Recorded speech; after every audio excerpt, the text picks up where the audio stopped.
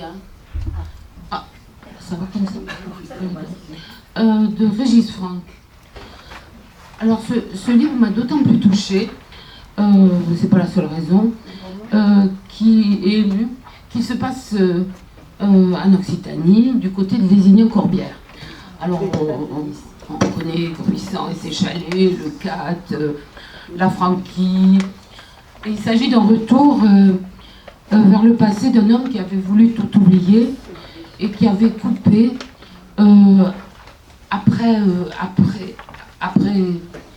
une grande douleur qui était la perte de sa mère. Il était jeune, mais ça l'avait vraiment cassé. C'était le genre de gamin qui on disait mais qu'est-ce qu'on va faire de toi plus tard. Il aimait dessiner. Et ce Régis Franck, pour ceux qui connaissent la BD, s'est fait connaître à travers ses publications. Il est cinéaste, réalisateur. Et il a écrit dans Charlie, Pilote, L'écho des savanes. Il s'est fait connaître, alors le Café de la plage, qui quand même est assez connu, Tonton Marcel. Donc il est parti à Londres, où il a réussi, comme on dit chez nous. Et c'est une chronique familiale qui... Alors c'est la page 10.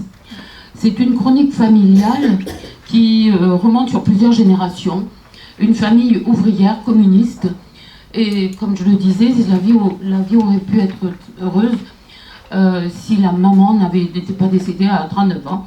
Juste 2 jours avant, alors je déflore rien parce que c'est dit en début de bouquin,